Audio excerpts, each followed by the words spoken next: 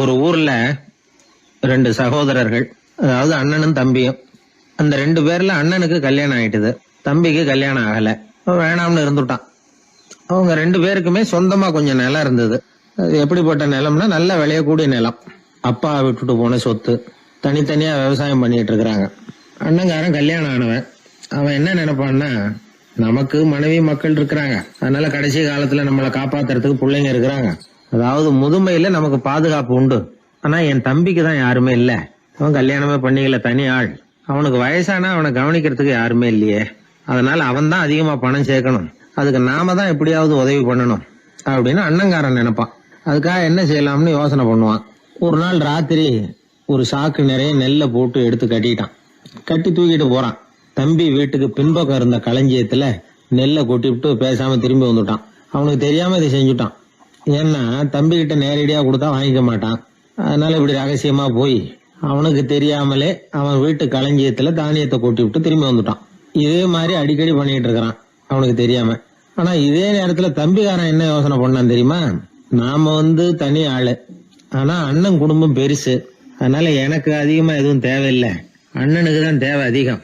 குடும்பத்துல உள்ளவங்களை எல்லாம் காப்பாத்தணும், அவருக்கு தான் நாம ஏதாவது உதவி பண்ணணும்னு நினைச்சான்.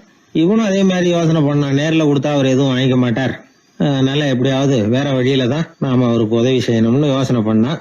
அதனால இவனும் ராத்திரியோட ராத்திரியா ஒரு சாக்கு நிறைய தானியத்தை கொட்டி கட்டி எடுத்துக்கிட்டான். அண்ணனோட களஞ்சியத்துல கொட்டி விட்டு கம்முன்னு திரும்பி வந்துட்டான். இதே மாதிரி இவனும் அடிக்கடி செஞ்சுக்கிட்டு இருந்தான். அதாவது அண்ணன் நல்லா இருக்கணுமேன்னு நினைச்சு தம்பிக்காரன் கொண்டாந்து தானியத்தை கொட்டுறான், தம்பி நல்லா இருக்கணுமேன்னு நினைச்சு அண்ணங்காரன் கொண்டாந்து தானியத்தை கொட்டுறான். இது ஒருத்தருக்கு ஒருத்தர் தெரியாம தொடர்ந்து நடந்துகிட்டு இருக்குது. ஒரு நாள் என்னாச்சு தெரியுமா? நடு ராத்திரி அண்ணங்காரன் எழுந்திரிச்சான். வழக்கம் போல நெல்லு மூட்டையை தூக்கிட்டு தம்பி வீட்டுக்கு போறான். அதே நேரம் தம்பியும் எழுந்திரிச்சான். நெல்லு மூட்டையை தூக்கிட்டு அண்ணன் வீட்டுக்கு போறான். ரெண்டு தெருவும் சந்திக்கிற ஒரு இடத்துல ரெண்டு பேரும் மோதிக்கிட்டாங்க. அதுக்கப்புறம் தான் நிமிந்து பாக்குறாங்க யாருன்னு. அடடே தம்பி நீயா அண்ணா அவன், ஆமா அண்ணே நீங்களா அண்ணா இவன். ரொம்ப காலமா ரகசியமா நடந்துகிட்டு இருந்தது என்னங்கிற விஷயம் அப்பதான் அந்த இடத்துல ரெண்டு பேருக்குமே புரிஞ்சுது. இது நடந்து ரொம்ப காலம் கழிச்சு அந்த ஊர்ல கோயில் கட்டுறதுக்கு ஒரு இடம் தேடினாங்களாம்.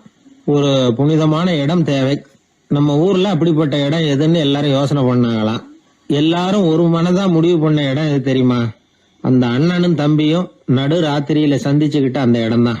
அதுதான் புனிதமான இடம் அப்படின்னு முடிவு பண்ணாங்க. அந்த இடத்துலதான் கோயிலையும் கட்டினாங்களாம். கடவுளை வணங்குகிறவர் வணங்காதவர் அப்படிங்கிற அடிப்படையில சமயத்தை கண்டறிவதில்லை, அன்பு செலுத்துகிறவர் செலுத்தாதவர் அப்படிங்கிற ரெண்டு வகையினரில் தான் சமயம் கண்டறியப்படுகிறது அப்படிங்கிறது பெரியவர்கள் கருத்து. இந்த காலத்துல எல்லாம் சகோதர பாசம் இப்படியா இருக்குது. ஒருத்தன் சொன்னான், எங்க வீட்டுல பங்கு பிரிச்சப்போ எனக்கு எதுவுமே வேணாம், எல்லாத்தையும் எங்க அண்ணங்கிட்டே கொடுத்துருங்கன்னு சொல்லிவிட்டேன் அப்படின்னா ரொம்ப பெருமையா. பரவாயில்லையே, உங்க அப்பா விட்டுட்டு போனது எவ்வளவு இருக்கும்னு. அது என்ன சுமாரா ஒரு 50,000 இருக்கும்னா. என்ன சொத்தான்னு கேட்டேன். இல்லைங்க கடன் அப்படின்னா. அதனாலதான் கடன் இருக்குங்கிறதுனாலதான் அண்ணங்கிட்டே கொடுத்துருங்க அப்படின்னு தாராளமா சொல்லிவிட்டு வந்திருக்கிறான். இப்படி இருக்குது சகோதர பாசம். ஆனா பாசம்ங்கிறது ரொம்ப உயர்வானது. அது அண்ணன் தம்பிகள் எப்படி இருக்கணும் அப்படிங்கறதுக்கு அந்த அபூர்வ சகோதரர்கள் ஒரு உதாரணம். குடும்பத்துல மற்றவர்கள்ட்ட நேசத்தோடையும் பாசத்தோடையும் பழகினாதான் வாழ்க்கை இனிமையா அமையும். கல்யாணத்துக்கு போயிருந்தியே, எப்படி இருந்ததுன்னு கேட்டார் ஒருத்தர். எப்படி இருந்தது? சாப்பாடு சரியில்லை, சாம்பார்ல உப்பு பத்தல, இப்படி அடுக்கிக்கிட்டே போனார் அடுத்தவர். இது ஒரு மனித சுபாவம். எப்பவுமே எதிர்மறையான செய்திகளை பேசுறதுலதான் மனிதனுக்கு ஆர்வம் அதிகம். எது சரியில்லைங்கிறத சொல்றதுக்கு தான் அவன் ஆசைப்படுறான், எது சரியா இருந்ததுங்கிறத சொல்றதுக்கு அவன் ஆசைப்படுறது இல்ல. இப்ப எல்லாரும் சொல்லுவாங்களே, ஒரு பெரிய வெள்ளைத்தாள்ல நடுவுல ஒரு சின்ன கருப்பு புள்ளிய வைங்க, அத ஒருத்தர்கிட்ட காட்டி இது என்னன்னு கேட்டா கருப்பு புள்ளின்னு தான் சொல்லுவார். ஒரு சின்ன கருப்பு புள்ளியத்தான் அவர் கவனிக்கிறார், அந்த புள்ளிய சுற்றி இருக்கிற விசாலமான வெள்ளை பகுதியை அவர் கவனிக்கிறது இல்ல. இது மனித இயல்பு. ஒரு கண்ணாடி முன்னாடி போய் நிக்கிறோம், முகத்தை பாக்குறோம், கொஞ்சம் யோசனை பண்ணி பாருங்க. முகத்துல நமக்கு பிடிக்காத பகுதியை தான் முதல்ல கவனிப்போம். கன்னத்துல ஒரு பரு இருந்ததுன்னா அதுதான் முதல்ல நம்ம கண்ணுல படும். கருப்பா ஒரு மச்சம் இருந்தா அதைத்தான் நாம முதல்ல கவனிக்கிறோம். ஒரு சின்ன காயம் இருந்ததுன்னா ரொம்ப கவனிச்சு கூர்ந்து பாக்குறோம். அதை சுற்றி இருக்கிற அழகான பகுதிகள் எல்லாம் அதுக்கு அப்புறம் தான். அவ்வளவு தூரத்துக்கு ஏன் காலையில ஒரு செய்தித்தாளை கையில எடுத்து புரட்டுறீங்க, எதிர்மறையான செய்திகளை தான் முதல்ல பாக்குறோம், ஆக்கப்பூர்வமான செய்திகள்லாம் அதுக்கப்புறம் தான். எதிர்மறையான செய்திகள் தான் பத்திரிகைகளின் விற்பனையை உயர்த்துது. இப்ப ஒரு கும்பல்ல கலவரம், பத்திரிகையில செய்தி எப்படி வருது? கலவரத்துல 10 பேர் உயிரிழந்தார்கள் அப்படின்னு தான் வரும். அந்த கலவரத்துல 918 பேர் உயிரோடு திரும்பி போனார்கள் அப்படின்னு போடுறது இல்ல. எத்தனை பேர் இறந்து போனாங்க அப்படிங்கிறது தான் பத்திரிகைக்கு முக்கியம். ஏன்னா மனித மனம் அதை தான் கவனிக்குது. பாதகமான செய்திகளே பத்திரிகைகள்ல அதிகமா வருது. எதிர்மறையான செய்திகளுக்கு தான் அதிக முக்கியத்துவம் கொடுக்கப்படுது. இதனால என்ன ஆகுது தெரியுமா? இந்த உலகத்துல எங்க பார்த்தாலும் கொலையும் கொள்ளையும் விபத்தும் உயிரிழப்பும் தான் நடந்துகிட்டு இருக்கு அப்படிங்கறது மாதிரி ஒரு பிரமை. இந்த உலகத்துல மகிழ்ச்சிகளை எல்லாம் நாம மறந்துடுறோம். வாழ்வின் வெளிச்சங்களை எல்லாம் நாம இழந்துடுறோம். இன்னைக்கு விமான விபத்துல 214 பேர் உயிரிழந்தார்கள் அப்படிங்கிறது எதிர்மறையான செய்தி. இன்று விமானம் மூலமாக 2 லட்சம் பேர் சௌக்கியமாக பயணம் செய்தார்கள் அப்படிங்கிறது நேரடியான செய்தி. ஆனாலும் செத்ததுதான் செய்தியா வரும். சௌக்கியமா போனவங்களை பத்தி வெளியில தெரியாது. வாழ்க்கையின் சாதகமான அம்சங்கள்ல கவனம் செலுத்துறதுக்கு நாம கத்துக்கணும். இந்த உலகத்துல நாம மகிழ்ச்சியா இருக்கிறதுக்கு எவ்வளவோ விஷயங்கள் உண்டு. அதையெல்லாம் கவனிச்சு பாக்குறதுக்கு நாம கத்துக்கணும். ஒரு நாள் பூராவும் நல்லா நடந்துகிட்டு இருப்பீங்க. ஏதோ ஒரு நேரத்துல வாழைப்பழத்தோல்ல காலை வச்சிருப்பீங்க, வழிக்கு விழுந்துட்டீங்க. வழிக்கு விழுந்ததுதான் நமக்கு பெருசா தெரியும். நாலு பூரா நாம நல்லா நடந்துகிட்டு இருந்தோமே அப்படிங்கிறது தெரியாது பெருசா. நமது பலம் என்னங்கிறதுலதான் அதிக கவனம் தேவை. தோல்வி மனப்பான்மை இது நெகட்டிவ் ஆட்டிடியூட்ஸ். தாழ்வு மனப்பான்மை நெகட்டிவ் செல்ஃப் இமேஜ். எதிர்மறையாவே நினைக்கிறது பேசுறது அப்படிங்கிற குணத்தை மாத்திக்காதவன் எந்த காலத்திலயும் முன்னேற முடியாது. அப்படிப்பட்டவன் வெற்றிகரமான மனிதனும் கிடையாது. ஆகையினால வாழ்க்கையில வெற்றி பெற விரும்புகிறவர்கள் எதிர்மறை மனோபாவத்தை மாற்றிக்கொள்ளுங்கள். நெகட்டிவ் விஷயங்கள்ல இருந்து உங்க கவனத்தை திருப்புங்க. பாசிட்டிவ் விஷயங்கள்ல கவனத்தை செலுத்துங்கள். ஒரே விஷயத்த கூட சில பேர் பாசிட்டிவா எடுத்துக்குவாங்க, சில பேர் நெகட்டிவா எடுத்துக்குவாங்க. ஒரு சத்திரத்துல 2 சாமியார்கள் சந்திச்சுக்கிட்டாங்களாம். தங்களுடைய சொந்த கதைகளை அவங்க பேசிக்கிட்டாங்க. ஒரு சாமியார் சொன்னார், எனக்கு சம்சாரம் இல்ல, அதனாலதான் நான் சாமியார் ஆயிட்டேன் அப்படின்னார். இன்னொருத்தர் சொன்னார், எனக்கு சம்சாரம் இருக்கா, அதனால நான் சாமியார் ஆயிட்டேன் அப்படின்னார். அதனால வாழ்க்கைய அவரவர்கள் பாக்குற பார்வை வேற வேற மாதிரி. எதையும் எதிர்மறையா எடுத்துக்கப்படாது, ஆக்கப்பூர்வமா எடுத்துக்கணும். அப்படிங்கறத புரிஞ்சுக்கிட்டோம்னா நம்ம வாழ்க்கையில வெற்றி நிச்சயம். நான் கணக்குல ரொம்ப வீக்கு சார் அப்படின்னு சொல்லிக்கிறதுல நம்மள பல பேர் வெக்கப்படுறது இல்ல. நம்ம மூளை கணக்கு போட எப்பவும் தயாரா தான் இருக்குது. ஆனா அதை நாம சரியா உபயோகப்படுத்துறது இல்ல. அதுதான் விஷயம். கம்ப்யூட்டர் வந்த பிறகு இன்னமும் சௌகரியமா போச்சு. கணக்கு போடுற வேலையெல்லாம் அதுகிட்ட ஒப்படைச்சிட்டோம். கம்ப்யூட்டரை விட வேகமா மனுஷனால கணக்கு போட முடியுமா அப்படின்னா முடியுமா. ஆனா முடியும்னு நிரூபிச்சு காட்டினவங்க இந்த உலகத்துல ஒரு 10-20 பேர் தான். ஒரு பென்சிலோ காகிதமோ இல்லாம 17 இலக்க எண்களை கூட கூட்டி கழிச்சு பெருக்கி வகுக்கிறாங்க. நீங்க பிறந்ததுல இருந்து இந்த வினாடி வரைக்கும் எவ்வளவு காலம் ஆயிருக்குது அப்படின்னு கேட்டா அதை நொடிகள்ல சொல்றாங்க. ஒரு புஸ்தகத்தை கொடுத்து படிக்க சொல்லி அதுல மொத்தம் எத்தனை எழுத்து இருக்குது அப்படின்னு கேட்டா கரெக்டா சொல்லி விடுறாங்க. இப்படிப்பட்ட திறமைசாலிகள் இந்த உலகத்துல இருக்கத்தான் செய்யறாங்க. அது சரி, அவங்களால மட்டும் அது எப்படி முடியுது? இதுக்கு சரியான விளக்கத்தை இதுவரைக்கும் யாரும் சொல்லல. இந்த கணக்கு புலிகள், கணித மேதைகள் எப்படி அவ்வளவு பெரிய கணக்கெல்லாம் போடுறாங்கன்னு கேட்டா அதுக்கு யாராலையும் சரியான விளக்கம் கொடுக்க முடியல. ஆனா அவங்க எல்லாம் கொஞ்சம் கூட அலட்டிக்காம கணக்கு போட்டு சொல்லி விடுறாங்க. இவ்வளவுக்கும் அவங்க கணக்கு கல்வியை முறையா கத்துக்கிட்டவங்களா அப்படின்னு கேட்டா அதுவும் கிடையாது. சோவியத் ஆய்வாளர் ஒருத்தர் முதல் தடவையா இது சம்பந்தமா ஆச்சரியமான ஒரு முடிவை சொல்லி இருக்கிறார். அவர் என்ன சொல்றாருன்னா, கம்ப்யூட்டர்களையே தோக்கடிக்கக்கூடிய வேகத்துல கணக்கு போடுகிற திறமையுள்ள மூளை இயற்கையிலேயே சில பேருக்கு மட்டும்தான் இருக்குங்கிறது சரியில்லை. இந்த உலகத்துல பிறந்த எல்லாருடைய மூளைக்குள்ளேயும் ஒரு கம்ப்யூட்டர் மூளை இருக்குது அப்படிங்கிறார் அவர். நம்ம கிட்ட இருக்கிற சாதாரண மூளைக்கு அபாரமான திறமை இருக்குதான். இப்போ உதாரணத்துக்கு ஒரு மாமரத்துல உச்சி கிளையில ஒரு நல்ல மாங்காயை பாக்குறோம். ஒரு கல்லை எடுத்து குறி பார்த்து வீசுறோம். ஒரு தடவை இல்லைன்னா கூட இன்னொரு தடவை கரெக்டா பார்த்து அடிச்சு விடுறோம். மாங்காய் கைக்கு வந்துடுது. இது சாதாரணமா எல்லாரும் செய்யக்கூடிய ஒரு காரியம். இதுல கவனிக்க வேண்டியது என்னன்னா, கண் அமைக்கிற நேரத்துக்குள்ள மனுஷ மூளை அந்த கல்லோட எடை, மாங்காய் இருக்கக்கூடிய உயரம், தூரம், எரிய வேண்டிய விசையின் அளவு, வேகம் எல்லாத்தையும் கணக்கு போட்டு சொல்லிவிடுது. அதுக்கப்புறம் தான் கல்லை வீசுறோம். நம்ம அறியாமலேயே நமக்குள்ள நடக்கிற ஒரு அதிசயம் இது. மனுஷன் படைச்ச கம்ப்யூட்டரால இவ்வளவு சிக்கல் நிறைந்த விஷயத்த இவ்வளவு சீக்கிரத்துல கணக்கு போட முடியாதான். அதனாலதான் மனித மூளைக்குள்ள ஒரு கம்ப்யூட்டர் மூளை, அதாவது கணக்கு போடுகிற மூளை இருக்குது, அது இயங்குது அப்படிங்கறத அதுல இருந்து புரிஞ்சுக்க முடியும்னு சொல்றாங்க. இத உயிர் கம்ப்யூட்டர் அப்படின்னு சொல்லலாமா, பயோ கம்ப்யூட்டர். இயற்கை என்ன பண்ணி இருக்குதுன்னா, இந்த உயிர் கம்ப்யூட்டர் விசைய அணைச்சு விட்டு உணர்வு மூளையின் செயல்பாட்டை திறந்து விட்டுருக்கு. அதனால உணர்வு மூளையை உபயோகிக்கிற மனுஷன் தன்னுடைய இயற்கை திறமையை மறந்துட்டு தானே வளர்த்துக்கிட்ட திறமையின் மூலமா சிந்திக்க ஆரம்பிச்சான். இந்த இயற்கையின் உயிர் கம்ப்யூட்டர் விசை அணைக்கப்படாம சில பேருக்கு இருந்துருது. அவங்க தான் கணித மேதைகள். அவங்களுக்கெல்லாம் உயிர் கம்ப்யூட்டருக்கும் உணர்வு மூளைக்கும் தொடர்பு ஏற்பட்டிருக்கு. இப்ப இந்த தொடர்பை எல்லாருக்கும் ஏற்படுத்துறதுக்கு ஒரு வழியை கண்டுபிடிச்சிட்டோம்னு வைங்க, அதுக்கப்புறம் நாம எல்லாருமே கணித மேதைகள் தான், கணக்கு புலிகள் தான். அது வரைக்கும் நாம இப்படியே இருந்துட வேண்டியதுதான். நம்மால் ஒருத்தன் மாங்காய் அடிச்ச கதை தெரியுமா உங்களுக்கு? ஒரு மரத்து உச்சியில ஒரு மாங்காயை பார்த்தான். உடனே அவனுடைய மூளை கல்லோட எடை, மாங்காய் இருக்கிற உயரம், எரிய வேண்டிய வேகம் எல்லாத்தையும் ஒரு நொடியில கணக்கு போட்டு சொல்லிவிட்டுது. அடிச்சான், மாங்காய் விழுந்துட்டுது.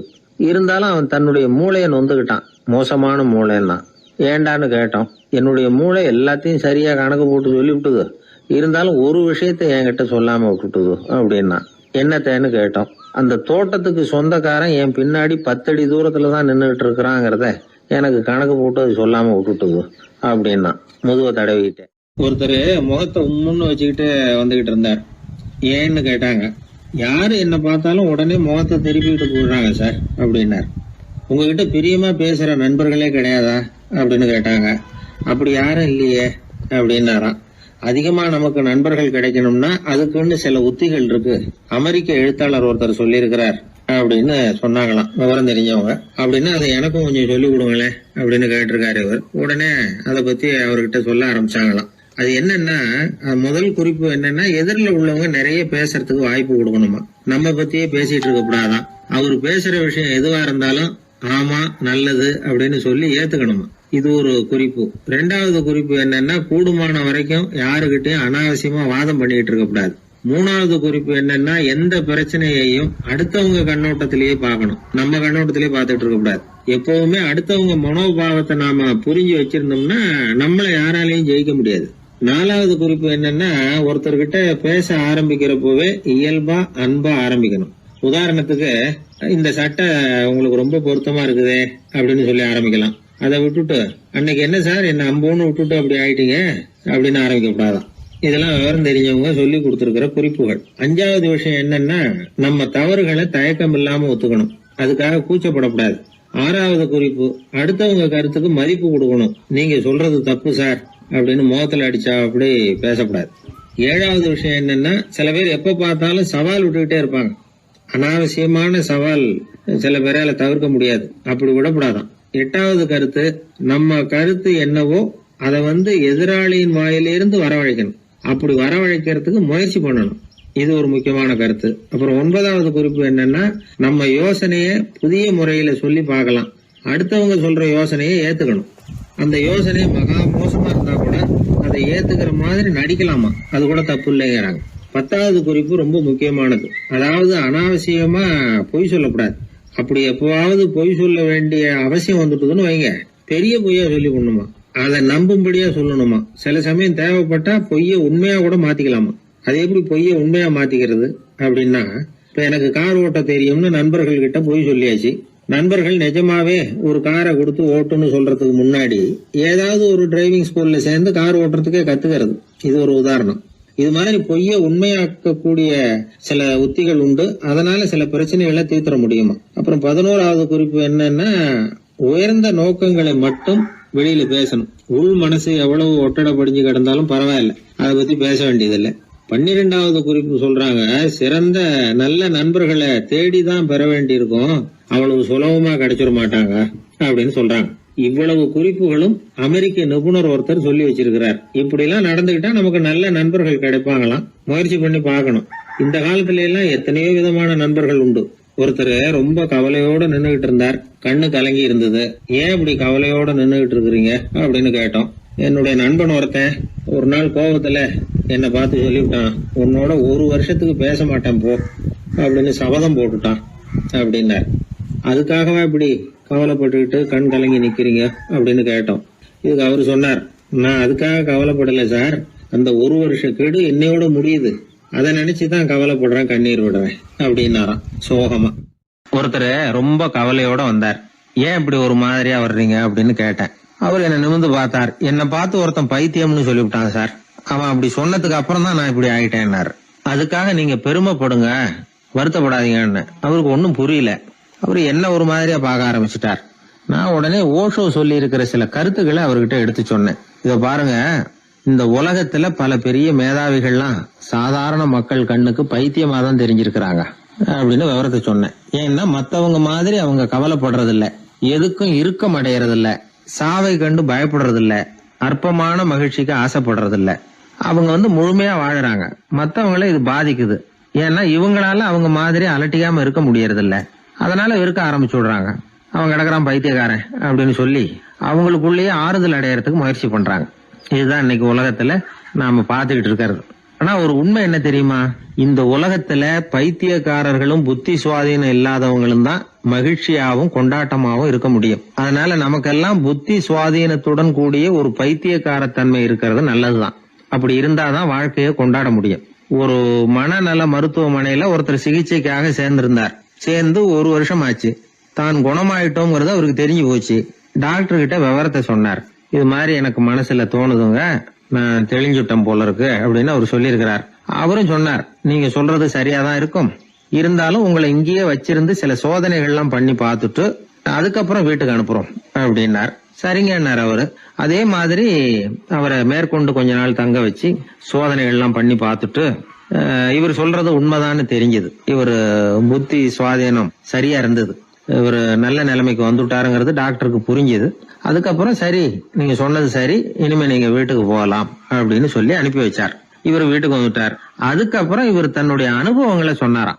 எப்படி இருந்தது மருத்துவமனை வாழ்க்கை அப்படின்னு கேட்டிருக்கிறாங்க நண்பர்கள்லாம். அப்போ இவர் சொன்னாராம், இத பாருங்க, நான் 1 வருஷம் பைத்தியங்களோட பைத்தியமா வாழ்ந்தேன். அதுல கொஞ்சம் கூட எனக்கு சிரமம் தெரியல. அந்த 1 வருஷமும் 1 வினாடியா போனது மாதிரி இருக்குது.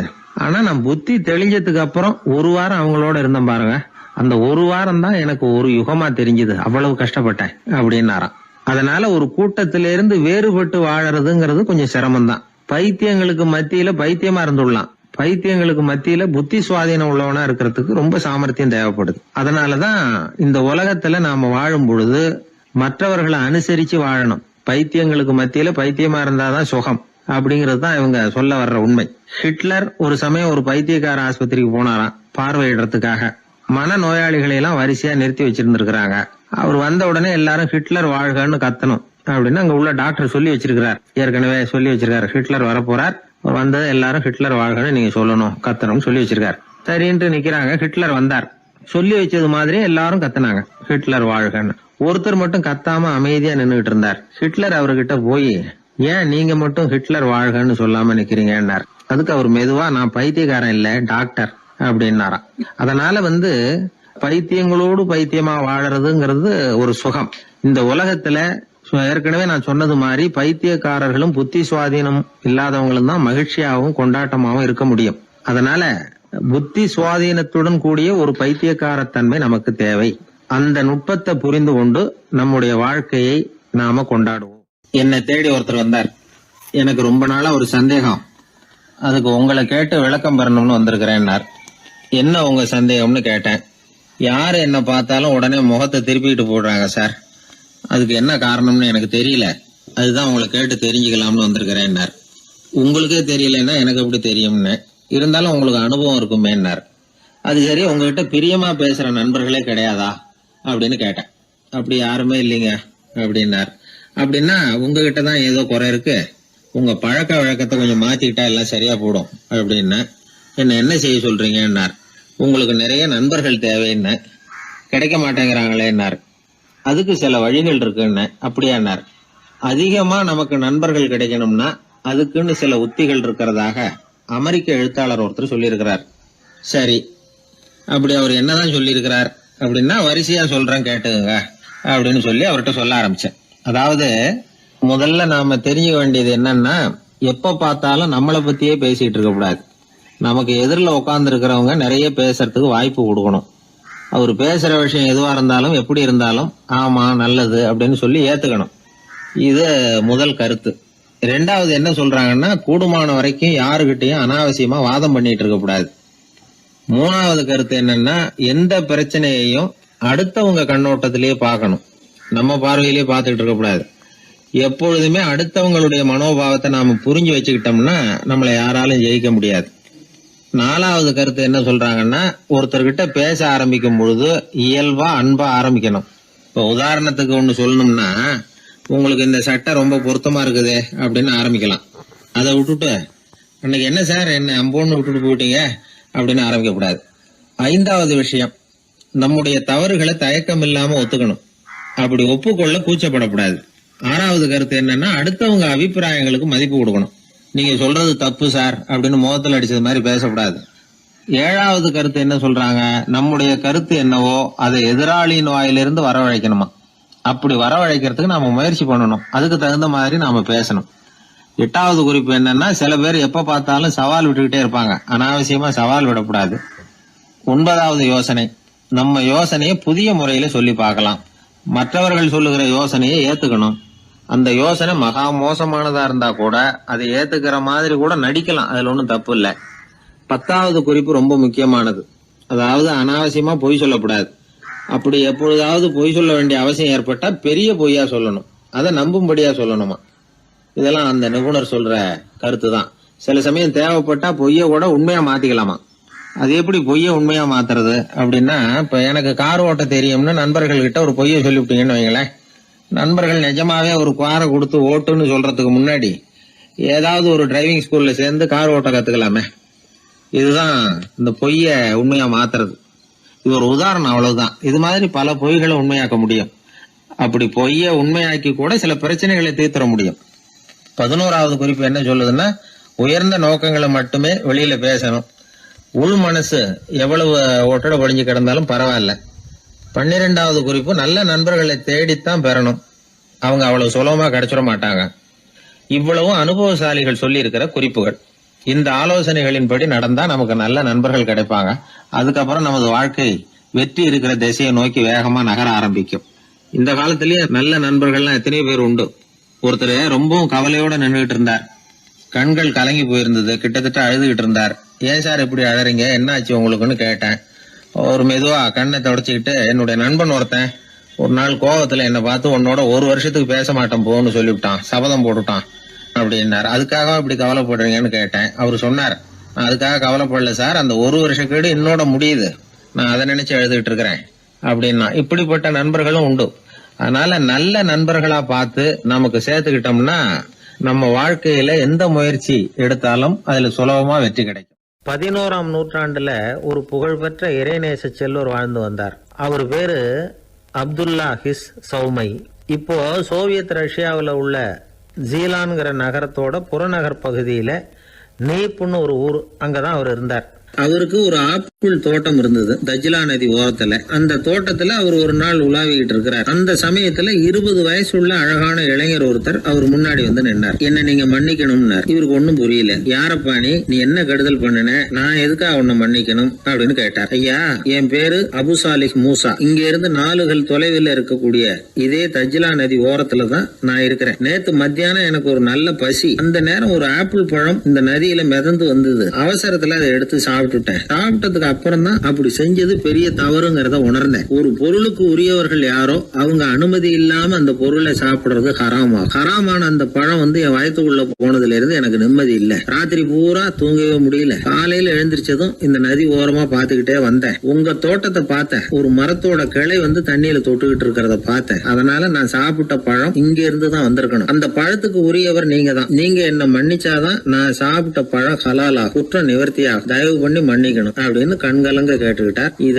கேட்ட இந்த சௌமையை ஆச்சரியத்தோட அந்த இளைஞரை கூர்ந்து கவனிச்சார். இந்த அளவுக்கு நேர்மையான ஒரு நல்ல மனுஷனை விட்டுறக்கூடாது அப்படின்னு மனசுக்குள்ள முடிவு பண்ணிக்கிட்டார். நிமிர்ந்து அந்த இளைஞரை பார்த்தார். இதுக்கு நீ வந்து தண்டனையை ஏத்துக்கத்தான் வேணும்னார். எதுவா இருந்தாலும் ஏத்துக்கிறதுக்கு தயார்னார் அவர். இதுக்கு தண்டனையா 12 வருஷ காலம் நீ இங்க பணிவிடைகள் செய்யணும்னார். பணிவிடை செய்யறது என்னுடைய பாக்கியமா நினைக்கிறேன் அப்படின்னு சொல்லிவிட்டு மகிழ்ச்சியோட அந்த தண்டனையை ஏத்துக்கிட்டார். 12 வருஷம் முடிஞ்சது. அந்த 12 வருஷ காலத்துல அந்த இளைஞரோட வயசும் தகுதியும் வளர்ந்தது. கடைசியில் அந்த பெரியவர் அந்த இளைஞரை கூப்பிட்டார். இத பாருப்பா, இன்னையோட உன் பணிவிடை காலம் 12 வருஷம் முடிஞ்சது. ஆனா தண்டனை இதோட முடிஞ்சுட்டதா நினைக்காத. அது இன்னமும் முடியல. கடைசியா இன்னும் ஒரு தண்டனை பாக்கி இருக்கு. அதை நீ ஏத்துக்கணும்னார். எதுவா இருந்தாலும் ஏத்துக்கிறதுக்கு சித்தமா இருக்கிறேன் இவர். எனக்கு ஒரு மகள் இருக்கிறா. அவளுக்கு 2 கண்ணும் தெரியாது, 2 காதும் கேட்காது, 2 காலும் செயல்படாது. அவளை நீ கல்யாணம் பண்ணிக்கணும் அப்படின்னார் பெரியவர். இத கொஞ்சமும் ஒரு எதிர்பார்க்கல. திகைச்சார். அடுத்த நிமிஷம் சரி, இதையும் நான் மனப்பூர்வமா ஏத்துக்கிறேன்.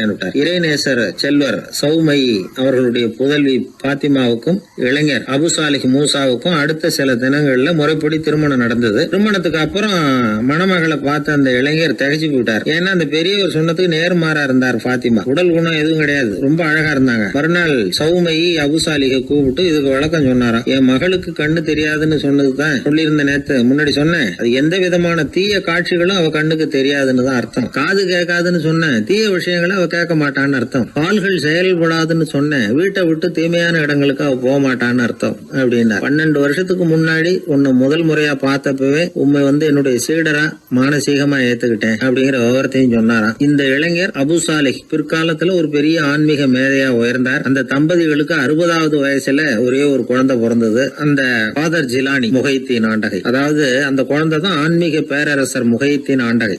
அப்படி அந்த கதையை சொல்லுவாங்க பழைய இதை. அப்படிப்பட்ட பெரியவர்களுடைய வாழ்க்கை தான் நமக்கு வழிகாட்டணும். எனக்கு ஒரு சிநேகிதன், அவன் சொன்னான், டே என்னுடைய மாமனார் கூட தன்னுடைய பொண்ணை எனக்கு திருமணம் பண்ணி கொடுக்கறதுக்கு முன்னாடி ஒரு செய்தியை சொன்னார். பொய்ன்னு அப்புறமா தான் தெரிஞ்சது அப்படின்னா. என்ன சொன்னார்னு கேட்டோம். என் பொண்ணு மாசத்துக்கு ஒரு தடவை ஏதாவது கோபம் வந்தா கையில கிடைக்கிறத எடுத்து உங்க மேல எரிவா, நீங்க தான் அனுசரிச்சு நடந்துக்கணும்னு சொன்னார் அப்படின்னா. அப்படி அவர் சொன்னது பொய்யா அப்படின்னு கேட்டேன். ஆமா, அவர் மாசம் ஒரு தடவைன்னு அவர் சொன்னது பொய், தினம் ஒரு தடவை அப்படி செய்யறா, இதுதான் உண்மை அப்படின்னா. ஒரு சீடன் அந்த காலத்துல அஹிம்சைக்கு மரியாதை அதிகமா இருந்தது. இந்த காலத்துல இம்சைக்கு அதிக மரியாதை. ஒரு பெரியவர் இருந்தார், உண்மையை பத்தியும் சத்தியத்தை பத்தியும் நிறைய உபதேசம் எல்லாம் பண்ணார். அது பிரகாரமே நடந்தார். அவர் பின்னாடி நிறைய கூட்டம்லாம் இருந்தது, சீடர்கள் அதிகமா இருந்தாங்க. அவர் கொள்கைக்கு மரியாதை இருந்தது. ஆனா காலப்போக்கில் அந்த மரியாதை குறைஞ்சு போச்சு.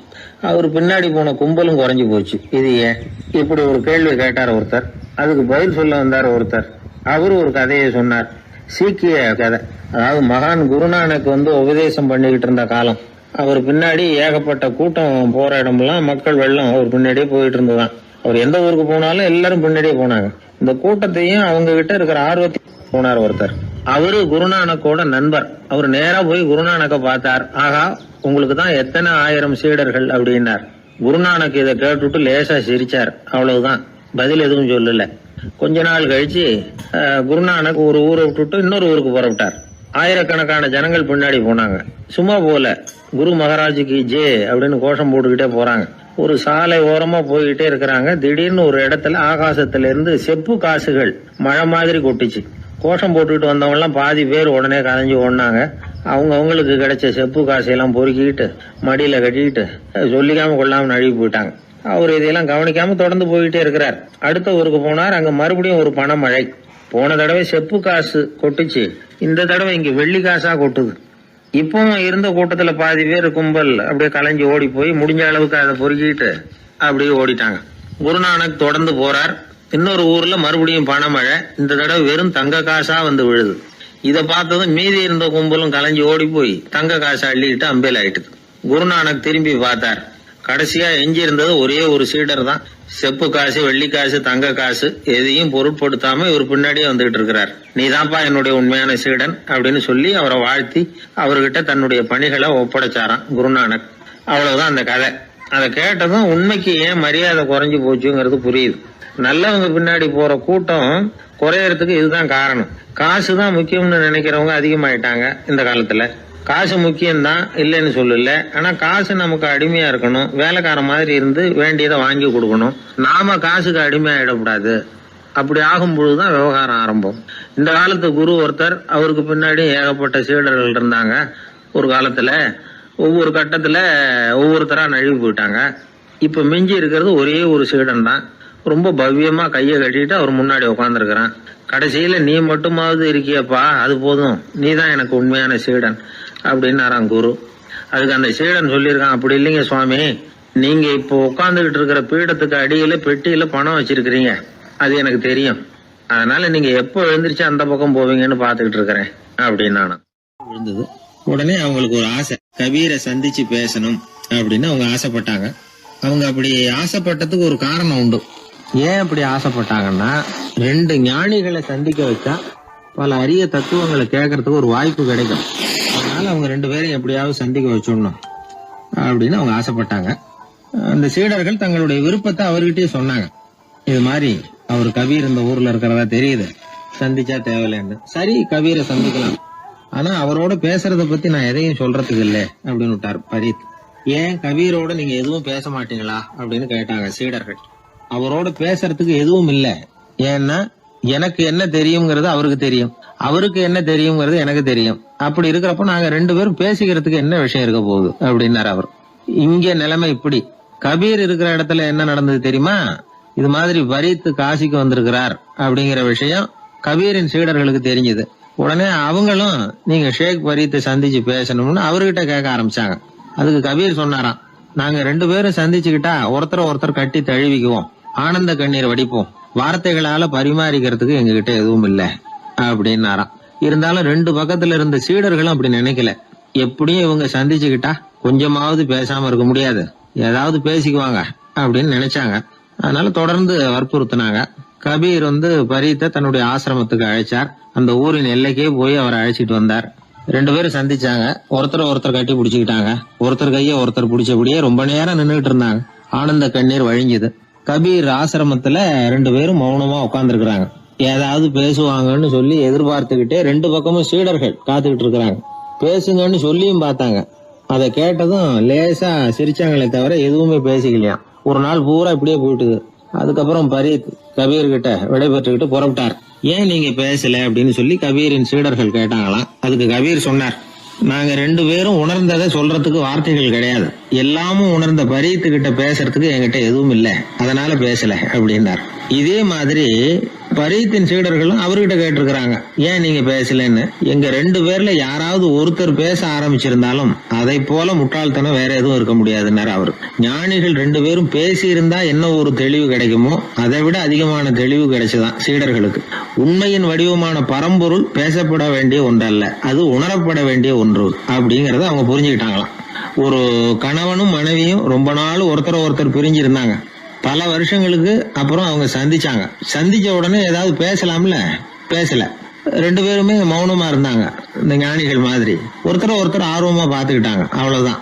அந்த கணவனை தனியா கூப்பிட்டுக்கிட்டு போய் ஒருத்தர் விசாரிச்சார், ஏன்பா இவ்வளவு நாள் கழிச்சு சந்திக்கிறீங்க, நீயாவது முதல்ல வாயை திறக்கப்படாதான்னார். அதுக்கு அவர் சொன்னார், ஏற்கனவே நான் வாயை திறந்ததுனால தானே சார் இவ்வளவு காலமும் பிரிஞ்சு இருக்கிறது மாதிரி ஆச்சு, அதனால அவசரப்படாம பொறுமையா இருக்கிறேன் அப்படின்னாராம். அதனால பேச்சு பெருசுதான், இருந்தாலும் மௌனம் அதை விட பெரியது அப்படிங்கறத ஒரு வாழ்வியல் உண்மையாக நாம புரிஞ்சுக்கணும். ஒரு சீடன் வெளியூர் புறப்படுறதுக்கு தயாரா இருந்தான். ரொம்ப தூரம் போக போறான். திரும்பி வர நாளாகும். புறப்படுறதுக்கான ஆயத்த வேலைகள்ல ஈடுபட்டு இருந்தான். அந்த சமயம் பார்த்து இன்னொரு சீடன் அவங்கிட்ட வந்தான். நம்ம குரு உன்னை அழைச்சிட்டு வர சொன்னார், வா அப்படின்னு கூப்பிட்டான். இவன் உடனே புறப்பட்டு போனான். குருநாதரை பார்த்தான். அவரு காலில் விழுந்து வணங்கினான். வணங்கிவிட்டு எழுந்திரிச்சான். அவ்வளவுதான். குரு ஏதாவது உபதேசம் பண்ணுவாருன்னு எதிர்பார்த்தான். ஆனா நடந்தது என்ன தெரியுமா? குரு அவனுக்கு ஓங்கி ஒரு அடி கொடுத்தார். எதிர்பாராம இந்த அடியை வாங்கினதும் அந்த சீடன் அதிர்ந்து போயிட்டான். பக்கத்துல இருந்த மற்ற சீடர்களும் திகைச்சு போய் நின்னுட்டாங்க. அடி வாங்கின சீடனுக்கு மனசுக்குள்ள குழப்பம். நாம என்ன தப்பு பண்ணணும், புறப்படுற நேரத்துல இப்படி குரு கிட்ட அடி வாங்குற மாதிரி ஆயிட்டுதே அப்படின்னு நினைச்சு மனசுக்குள்ள ரொம்ப வேதனைப்பட்டான். கொஞ்சம் துணிச்சலை வரவழைச்சுக்கிட்டு குருநாதர்கிட்டயே கேட்டுட்டான், சுவாமி நான் என்ன தப்பு பண்ணினேன், என்ன இப்படி அடிச்சுட்டீங்களே, ஒரு வார்த்தை கூட உங்களை எதிர்த்து நான் பேசினது இல்லையே, இவ்வளவு காலமா உங்க விருப்பத்துக்கு விரோதமா ஒரு காரியம் கூட நான் செஞ்சது இல்லையே, வந்ததும் வராததுமா ஒண்ணுமே சொல்லாம என்ன அடிச்சுட்டீங்களே, குருவே நான் செஞ்ச குற்றம் தான் என்ன அப்படின்னு கண்ணீரோட பரிதாபமா கேட்டானா அந்த சீடன். ஆனா அந்த குரு முகத்துல கொஞ்சம் கூட கோபம் இல்லை. அவர் சிரிச்சுக்கிட்டே நின்னுகிட்டு இருந்தாராம். அதுக்கப்புறம் சொன்னாராம், என்னுடைய அருமை சீடனே, நீ ஒரு தவறும் பண்ணல, நான் உன்னை அடிச்சது நீ ஏதோ தப்பு பண்ணிவிட்டேங்கிறதுக்காக இல்ல, நீண்ட பயணம் போக போறேன், ஞாபகமா ஏதாவது கொடுத்து அனுப்ப வேணாமா, நீ ஞானம் பெற்ற பிறகுதான் திரும்பி வரப்போறேங்கிறது எனக்கு தெரியும், அதுக்கு பிறகு உன்னை அடிக்க முடியுமா, அதனால இப்ப கிடைச்சிருக்கிற இந்த வாய்ப்பை பயன்படுத்திக்கிட்டேன், அப்போதைக்கு இப்பவே அடிச்சுட்டேன், அவ்வளவுதான், வேற ஒண்ணும் இல்லை அப்படின்னாராம். குரு சிரிச்சுக்கிட்டே இப்படி சொல்றார். இருந்தாலும் இதுவும் ஒரு உபதேசம் தான். அதிர்ச்சிகளால விழிப்படைய வைக்கிறதும் ஒரு வழிதான். இது ஜென் வழி. பெரும்பாலும் அதிர்ச்சியின் மூலமாகவே ஞான தரிசனத்தை அருள்கிறவர்கள் தான் ஜென் குருமார்கள். நம்ம தியானம் தான் ஜென். இந்தியாவிலிருந்து சீனாவுக்கு போய் கொஞ்சம் பேர் மாறி வளம் பெற்று ஜப்பான்ல ஜென் ஆகி வளர்ந்துருக்குது, அவ்வளவுதான். ஜென்கிறது தியானம். எதை நினைச்சும் தியானிக்கிறது இல்ல, எல்லாத்திலையும் தியானம் இருக்கிறதா சொல்லுது ஜென். பேசுறது, இருக்கிறது, நடக்கிறது, சாப்பிடுறது, சிரிக்கிறது, தூங்குறது, தொழில் செய்யறது அல்லது சும்மா இருக்கிறது எல்லாமே தியானம் தான். சென்கிறது ஒரு சுய தரிசனம், தன்னைத்தானே அடையாளம் கண்டுகொள்ளுகிறது தான். அது இல்லாத எதையும் தேடி கண்டுபிடிக்கிறது இல்ல. சென் மார்க்கத்தை பத்தி ஓஷோ என்ன சொல்றாரு தெரியுமா? காணாமல் போன தன்னுடைய மூக்கு கண்ணாடி தன்னுடைய மூக்கின் மேல் இருப்பதை கண்டுகொள்வது போன்றது சென் அப்படிங்கிறார். நம்மால் ஒருத்தர் இன்னொருத்தர் முகத்தை ரொம்ப நேரமா உத்து பார்த்துக்கிட்டு இருந்தார். என்ன பாக்குறீங்கன்னாரு அவரு. நீங்க போட்டிருக்கீங்களே மூக்கு கண்ணாடி, அதை தான் பாக்குறேன்னாரு இவரு. நீங்க அப்படி பாக்குறதுக்கு விசேஷ காரணம் ஏதாவது உண்டான்னு கேட்டார் இவர். உண்டுன்னார். என்னன்னு கேட்டார். நேத்திக்கு காணாம போன என்னோட மூக்கு கண்ணாடி அது அப்படின்னாராம் இவர். எதிர்காலத்தை நினைச்சா எனக்கு ரொம்ப பயமா இருக்கு சார் அப்படின்னு சொல்றவங்க நிறைய பேர் இருக்கிறாங்க. அதாவது பயப்படாத மனிதர்கள்னு யாருமே கிடையாது. ஒவ்வொருத்தருக்கும் ஒவ்வொரு விதமான பயம் இருந்தாலும் ஒட்டுமொத்தமா பாக்குறப்போ மனிதனுக்கு 6 விதமான பய உணர்வுகள் வரலாம் அப்படின்னு பெரியவங்க சொல்றாங்க. எல்லா விதமான பயமும் இந்த 6 வகைக்குள்ள அடக்கம். அந்த 6 வகை பயமும் 6 எதிரிகள் மாதிரியாம். 6 எதிரிகளையும் புரிஞ்சுக்கிட்டோம்னா போதும், வாழ்க்கையில சுலபமா வெற்றி அடைய முடியும். சரி, அந்த 6 வகை பயம் என்னென்ன அப்படின்னு பாப்போம். முதல்ல வறுமை பற்றிய பயம், 2வது பழிச்சொல் பற்றிய பயம், 3வது உடல் நலம் பாதிப்பு பற்றிய பயம், 4வது என்னன்னா காதல் தோல்வி, 5வது முதுமை, 6வது மரணம். அதாவது பயப்படுறதுங்கிறது ஒரு மனநிலை தான். இந்த மனநிலையை கட்டுப்படுத்த முடியும், திசை திருப்ப முடியும். சரி, இந்த பயங்களின் அறிகுறிகள் எப்படி இருக்கும்? வறுமை பற்றிய பயம் அப்படின்னு முதல்ல சொன்னோம் இல்லையா, அந்த பயத்தின் அறிகுறிகளை தெரிஞ்சுக்குவோம். எதுலேயும் அக்கறை இல்லாம இருக்கிறது, ஒரு குறிக்கோள் இல்லாம இருக்கிறது, வறுமையை சகிச்சுக்கிறது, வாழ்க்கையில கிடைக்கிறது எதுவா இருந்தாலும் ஆட்சேபனை இல்லாமல் ஏத்துக்கிறது, மனசாலும் உடம்பாலும் சோர்ந்து போயிருக்கிறது, ஆர்வம், முனைப்பு, கற்பனை திறன் எதுவுமே இல்லாம இருக்கிறது. இதெல்லாம் தான் அந்த வறுமை பற்றிய பயத்தின் அறிகுறிகள். அடுத்தது ஒண்ணு பார்த்தோமே, பழிச்சொல் பற்றிய பயம். அதாவது அடுத்தவங்க நம்மளை குறை சொல்லி விடுவாங்களோ அப்படிங்கிற பயம். இதுக்கு அறிகுறி என்ன தெரியுமா? புதியவர்களை சந்திக்கிறதுக்கு பயப்படுறது, முடிவு எடுக்க முடியாம குழம்புறது, பிரச்சனைகளை தவிர்க்க விரும்புறது, தாழ்வு மனப்பான்மை, வரவுக்கு மீறி செலவு செஞ்சு இமேஜை உயர்த்திக்கிறது, குறிக்கோள் இல்லாத வாழ்க்கை. இதெல்லாம் தான் அதுக்கு அறிகுறிகள். 3வது பயம் உடல் நலம் பாதிப்பு பற்றிய பயம், அதாவது நோய் பற்றிய பயம். ஒரு உண்மை என்ன தெரியுமா? டாக்டரை சந்திக்கிற மனிதர்கள்ல 75% பேர் தங்களுக்கு நோய் வந்துட்டுதுங்கிற கற்பனையில இருக்கிறவங்களாம். நிஜமாவே நோய் கிடையாது அவங்களுக்கு. இந்த பயத்தின் அறிகுறிகள் என்னன்னா, வியாதிக்கான அறிகுறிகள் தன்னிடம் இருக்கிறதாக நினைச்சுக்கிறது, எந்த நேரமும் வியாதியை பத்தியே பேசி பேசி மனசை அங்கேயே வச்சிருக்கிறது, நோய் சம்பந்தமான செய்திகளை படிச்சு நமக்கு இப்படி ஆயிடுமோ அப்படின்னு வேதனைப்படுறது. இதெல்லாம் தான் அதுக்கு அறிகுறிகள். 4வது பயம் காதல் தோல்வி. இது ரொம்ப வேதனை, உடம்பையும் மனசையும் சீரழிச்சு விடும். ஆண்களை விட பெண்கள் தான் இந்த பய உணர்வுல அதிகமா பாதிக்கப்படுறாங்க. 5வது முதுமை பற்றிய பயம். 6வது மரண பயம், வயசான காலத்துல எப்படி சமாளிக்கிறது அப்படிங்கிற பயம். ஆக இதையெல்லாம் நாம புரிஞ்சுக்க வேண்டியது ரொம்ப அவசியம். இந்த 6 வகை பயங்களை சரியா புரிஞ்சுக்கிட்டு நாம நடந்துக்கணும். வாழ்க்கையின் முன்னேற்றத்துக்கு இந்த பயங்கள் முட்டுக்கட்டே ஆயிடக்கூடாது. உழைச்சி பணம் சேர்க்கணும், உற்சாகமா மனசை வச்சுக்கணும். மனசை கட்டுப்படுத்துகிற மார்க்கம் தெரிஞ்சுக்கிட்டா போதும், எல்லாம் சரியா வந்துடும். நம்ம ஆள் ஒருத்தன் சொன்னான், சார் எனக்கு வறுமை பற்றிய பயம்தான் இருந்தது, ஒரே ராத்திரியில 30,000 ரூபாய் தயார் பண்ணிவிட்டேன், இப்ப எனக்கு இன்னொரு பயம் வந்துட்டுதுன்னா. என்ன பயம்னு கேட்டாங்க. போலீஸ் கண்டுபிடிச்சிருமோங்கிற பயம்னா. இது இந்த பயத்துல அடங்காது.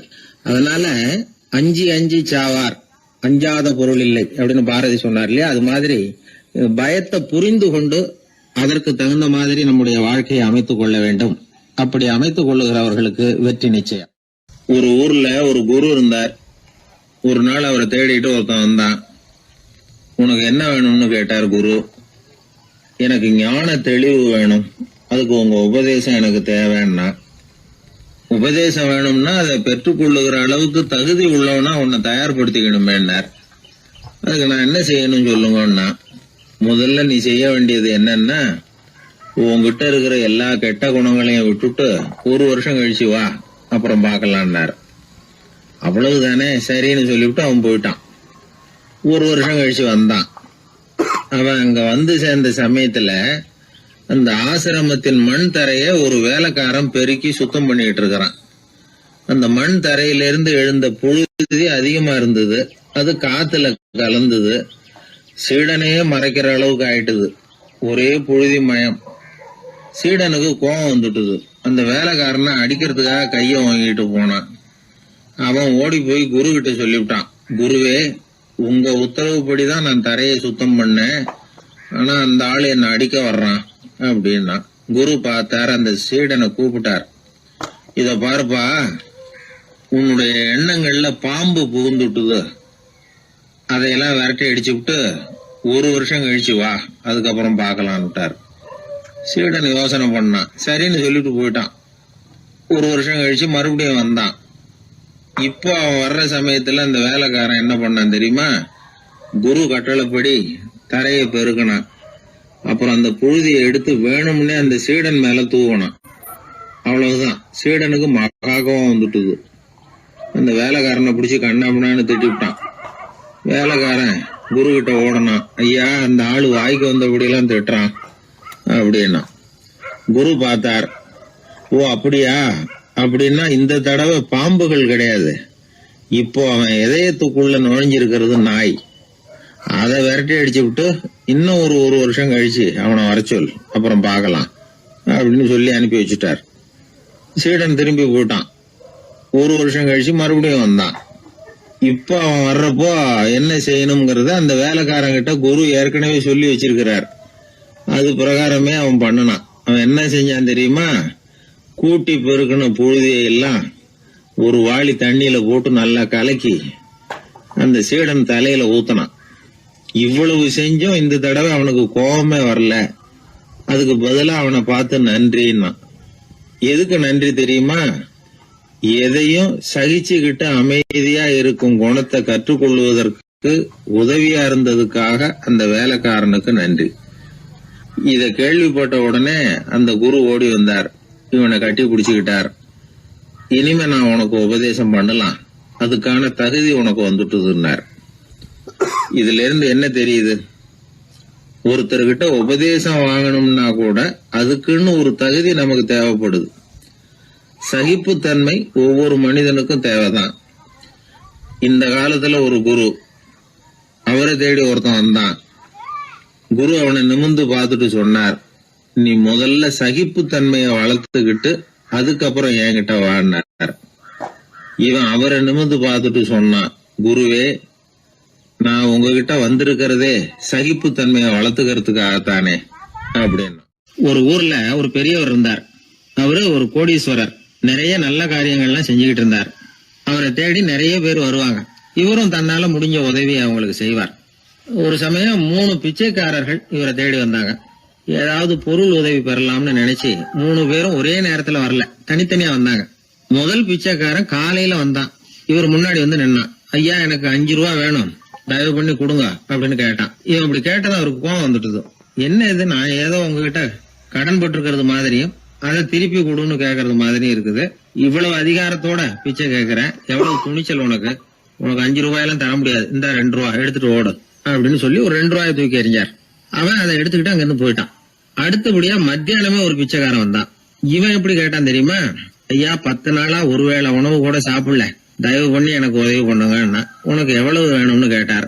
நீங்களா பார்த்து எவ்வளவு கொடுத்தாலும் அது எனக்கு போதும்னா. இந்தா 10 ரூபா, இதை வச்சுக்கோ, ஏதாவது வாங்கி சாப்பிடுனார். அவன் அந்த 10 ரூபாய வாங்கிட்டு போயிட்டான். அதுக்கப்புறமா சாயந்தரமா 3வது பிச்சைக்காரன் வந்தான். இவன் கேட்ட விதம் எப்படி தெரியுமா? மகாராஜா, உங்களுடைய உயர்ந்த குணத்தை பத்தி நான் நிறைய கேள்விப்பட்டிருக்கிறேன், அதனால உங்களை பார்த்து தரிசனம் பண்ணிவிட்டு போகலாம்னு வந்தேன். அற வழியில வாழ்ந்து கொண்டிருக்கிற நீங்கள் தான் கண்கண்ட தெய்வம் அப்படின்னா. உடனே அந்த பெரியவர் என்ன சொன்னார் தெரியுமா? ஐயா, தயவு பண்ணி உட்காருங்க, நீங்க ரொம்ப களைச்சு போய் வந்திருக்கிறீங்க, முதல்ல சாப்பிடுங்க, மத்ததெல்லாம் அப்புறம் பார்க்கலாம்னு சொல்லி அவனை உட்கார வச்சு சாப்பாடு போட்டார். அவன் சாப்பிட்டு முடிச்சான். அதுக்கப்புறம் இவர் கேட்டார், இப்ப சொல்லுங்க, நான் என்ன பண்ணணும் உங்களுக்குன்னார். அந்த பிச்சைக்காரன் இந்த அன்புக்கு நெகிழ்ந்து, ஐயா, பசியோட வந்தேன், அறுசுவை விருந்தே படைச்சுட்டீங்க, அது போதும், எனக்கு வேற எதுவும் தேவையில்லை. நீங்க என் பேர்ல காட்டுற அன்பை நான் எப்பவும் மறக்க மாட்டேன், உங்களுக்கு எல்லாம் நல்லபடியா நடக்கும், உங்களுக்கு ஒரு குறையும் வராதுன்னா. இவனுடைய பரிவான இந்த வார்த்தைகள் அவர் மனசை தொட்டுது. அவன் பேர்ல இருந்த அன்பு பல மடங்கு அதிகமாச்சு. அதோட விளைவு என்ன தெரியுமா? இதோ பாருப்பா, இனிமே நீ வெளியில எங்கேயும் போக வேணாம், இங்கேயே இருந்துருன்னார். தன்னுடைய பங்களாவுக்கு பக்கத்திலேயே அந்த ஆளுக்கு ஒரு வீடும் கட்டி கொடுத்தார். கடைசி வரைக்கும் அந்த ஆளை தனக்கு பக்கத்திலேயே வச்சுக்கிட்டார். இந்த கதைய சுவாமி சிவானந்தர் சொல்லியிருக்கிறார். இறைவன் அந்த கோடீஸ்வரன் மாதிரியாம். அந்த 3 வகையான பிச்சைக்காரர்களும் 3 வகையான பக்தர்களாம். இன்றைக்கு உள்ள பக்தர்கள்லாம் இந்த 3 வகையில ஒரு வகையை சேர்ந்தவங்களா தான் இருப்பாங்க. முதல் வகை தான் அதிகமா இருக்கும். 3வது வகை ரொம்ப அபூர்வம். நம்ம ஊர் பக்கம் ஒரு பெரியவர் இருந்தார். அவர் செலவு பண்ண பயப்படுவார். ஒரு பைசா ஒருத்தருக்கு கொடுக்கறதுனால ரொம்ப யோசனை பண்ணுவார். இவரை தேடிட்டு ஒரு நாள் சில பிச்சைக்காரர்கள்லாம் வந்தாங்க. ஐயா, நாங்கெல்லாம் சேர்ந்து ஒரு பிச்சைக்காரர்கள் சங்கம்னு ஆரம்பிக்கிறோம். அதுக்கு நீங்க ஒரு 1000 ரூபாய் நிதி உதவி பண்ணுனா தேவையில்லைன்னாங்க. அதெல்லாம் ஒன்னும் கொடுக்க முடியாது, அவ்வளவு பணம்லாம் என்கிட்ட கிடையாதுன்னு விட்டார் அவர். சரி, ஒரு 100 ரூபாயாவது கொடுங்களேன் அப்படின்னு கேட்டிருக்கிறாங்க. அதுவும் முடியாதுன்னார். இவங்க இன்னமும் இறங்கி வந்தாங்க. சரி, ஒரு 10 ரூபாயாவது கொடுங்க அப்படின்னு கேட்டு பார்த்தாங்க. அதெல்லாம் கிடையாதுன்னு ஒரே முடிவா சொல்றாரு அவர். கடைசியா ஒரு 10 காசாவது கொடுங்க சார், வாங்கிட்டு போறோம் அப்படின்னு கேட்டார் ஒருத்தர் இந்த கும்பல்ல இருந்து. அது கூட என்கிட்ட கிடையாதுன்னு ரொம்ப துல்லியமா சொல்லிவிட்டார் அந்த பெரிய மனிதர். அதாவது எதுவுமே கொடுக்க முடியாது, நீங்க போயிட்டு வாங்க விட்டார். அப்ப இந்த கும்பல்ல இருந்து ஒருத்தர் சொன்னார், சரி நீங்க எதுவுமே தர முடியாதுங்கிறீங்க, அப்படின்னா ஒண்ணு செய்யுங்களேன்னாங்க. என்ன செய்யணும்னார். பேசாம நீங்களும் எங்க சங்கத்துல ஒரு மெம்பரா சேர்ந்துருங்க அப்படின்னாங்களாம். இப்படி இருக்கிற மனிதர்கள் அதிகம். அதனால இந்த 3 பிச்சைக்காரர்கள் அப்படிங்கிற இந்த கதையிலிருந்து நாம புரிந்து கொள்ள வேண்டியது, எப்படி பேசணும், எப்படி பக்தி செலுத்தணும், எப்படி இந்த உலகத்துல வாழணும் அப்படிங்கிற கருத்து பூராவும் இந்த அறவுரையிலிருந்து நாம புரிந்து கொள்ளலாம். மனுநீதி சோழன் வரலாறு நமக்கு தெரியும். அது மாதிரி நீதி தவறாத ஆட்சியாளர்கள் பல பேர் இருந்திருக்கிறாங்க இந்த உலகத்துல. ஹசரத் உமர் பின் கத்தாப் அப்படின்னு ஒருத்தர், இஸ்லாத்தின் 2வது கலீஃபா இவர். அவருடைய ஆட்சி காலத்துல நடந்த ஒரு நிகழ்ச்சி. இந்த மன்னருக்கு ஒரு மகன், அவர் பேரு அபு ஷஹ்மா. அந்த மிசர் நாட்டு கவர்னர் அமர் பின் ஆஸ், அந்த மன்னருடைய மகன் கவர்னர் அவர்களுடைய கவனிப்புல இருந்தார். அந்த சமயத்துல ஒரு நாள் அவர் மதுபானா இருந்தனர். கவர்னருக்கு தெரிஞ்சு போச்சு. அவருக்கு தர்ம சங்கடமா போயிட்டுது. தவறு செஞ்சது மன்னருடைய மகன். கவர்னர் யோசனை பண்ணார். அவர் மெதுவா தன்னுடைய வீட்டுக்கு அழைச்சிட்டு வந்தார். அதிகமா அவரை கஷ்டப்படுத்தாம ஒரு சின்ன தண்டனை கொடுத்து பிரச்சனையை தீர்த்துட்டார். ஏதோ பேருக்கு ஒரு தண்டனை, அவ்வளவுதான். இது நடந்து கொஞ்ச நாள் கழிச்சு மன்னருக்கு இந்த விஷயம் தெரிஞ்சு போச்சு. தன்னுடைய மகன்கிறதுனால கவர்னர் லேசான தண்டனையோட விட்டுட்டார் அப்படிங்கறத புரிஞ்சுக்கிட்டார். உடனே கவர்னருக்கு தகவல் அனுப்பினார். அமர் பின் ஆஸ் அவர்களே, என்னுடைய மகன் மதுபானம் அருந்தி இருக்கிறான். அது உங்களுக்கு தெரிஞ்ச உடனே தண்டனை கொடுத்திருக்கிறீங்க. கலீஃபாவின் மகன்கிற காரணத்தினால குறைவான தண்டனையை கொடுத்ததாக கேள்விப்படுறேன். இது ஷரியத்தின்படி மாபெரும் குற்றம். உங்களுடைய நடத்தையும் மன்னிக்க கூடியதல்ல. இந்த கடிதம் கண்ட உடனே மகன் அபு ஷஹ்மாவை மதீனாவுக்கு அனுப்பி வைக்க வேண்டியது அப்படின்னு கடிதம் எழுதினார். அதை பார்த்தார் கவர்னர். உடனே கலீஃபாவின் மகனை மதீனாவுக்கு அனுப்பி வச்சார். மன்னர் முன்னாடி நீதி விசாரணை நடக்குது. தன்னுடைய மகனுக்கு சவுக்கடி வழங்கும்படியா உத்தரவிடுறார் ஹசரத் உமர் பின் கத்தாப். தண்டனை நிறைவேற்றப்பட்டது. கூடியிருந்தவர்கள் ஐயா கொஞ்சம் கருணை காட்டுங்க அப்படின்னு சொல்லி மன்னர் கிட்ட வேண்டிக்கிட்டாங்களாம். அந்த வேண்டுகோளை மன்னர் ஏத்துக்கல. நீதியின் முன்னால் தந்தை மகன் அன்பு நேசம் உறவு இந்த முறைகளை எல்லாம் கவனிக்க முடியாது. குற்றம் செஞ்சவர் தண்டிக்கப்பட வேண்டியவர், அவர் யாரா இருந்தாலும் சரி அப்படின்னாராம். எல்லா ஆட்சியாளர்களுமே கவனிக்க வேண்டிய ஒரு செய்தி இது. அவர் ஒரு நாள் தன்னுடைய அரசாங்க கணக்கு வழக்குகளை பார்த்துட்டு இருக்கிறார். அந்த சமயத்துல அவரை பார்க்க ஒரு பெரிய மனிதர் வந்தார். இவர் தன்னுடைய சொந்த வேலை காரணமா வந்திருக்கிறார் அப்படிங்கறத அவர் புரிஞ்சுக்கிட்டார். உடனே அது வரைக்கும் எரிஞ்சுகிட்டு இருந்த விளக்க அணைச்சுட்டு இன்னொரு விளக்க ஏற்றி வச்சுக்கிட்டாராம். இந்த செயலுக்கு என்ன காரணம்னு கேட்டிருக்கிறார் வந்தவர். இதுக்கு அவரு சொன்னார், ஐயா நீங்க வந்த போது இங்க எரிஞ்சுகிட்டு இருந்தது அரசாங்க விளக்கு, இப்ப எரியறது சொந்த விளக்கு. சொந்த விஷயங்களை பேசுறப்போ அரசாங்க பணத்தை செலவு பண்ணக்கூடாது, அதனாலதான் விளக்க மாத்தினேன் அப்படின்னாராம். இப்படிலாம் பல பேர் இந்த உலகத்துல இருந்திருக்கிறாங்க. ஆனா இப்ப எல்லாம் பல பேர் அப்படி இருக்கிறது இல்ல. ஒருத்தர் அப்படிதான் அரசாங்க விஷயங்களை பார்த்துக்கிட்டு உட்கார்ந்து இருக்கிறார். அந்த சமயத்துல ஒரு பெரிய தொழில் அதிபர் அவரை பார்க்க வந்திருக்கிறார். இவரு சடார்னு எழுந்திருச்சு எரிஞ்சுகிட்டு இருந்த விளக்க அணைச்சுட்டார். எங்கும் ஒரே இருட்டு. ஏன் விளக்க அணைச்சுட்டீங்கன்னு கேட்டிருக்கிறார் வந்தவர். இங்க நடக்கிறது மத்தவங்க கண்ணுல பற்றக்கூடாது அப்படிங்கறதுக்காக தான் விளக்க அணைச்சேன். நீங்க கொண்டு வந்திருக்கிறத அப்படி ஒரு ஓரமா வச்சுட்டு போடுங்க, அதுக்கப்புறமா விளக்க போட்டு நான் எடுத்துக்கிறேன் அப்படின்னாரா இவர். ஒரு சாலையில போக்குவரத்து நெரிசல். ஒருத்தர் அடிபட்டு கிடக்கிறார். கூட்டத்துல ஒருத்தர் கத்துறார். உடனே ஆம்புலன்ஸுக்கு போன் பண்ணுங்க அப்படின்னு ஒருத்தர் ஓடி போய் தகவல் கொடுக்கிறார். கொஞ்ச நேரத்துல ஆம்புலன்ஸ் வருது. அடிபட்டவரை கொண்டுட்டு போய் ஆஸ்பத்திரியில சேர்க்குது. அங்க அவசர வைத்தியம். அவர் பொழைச்சுக்கிறார்.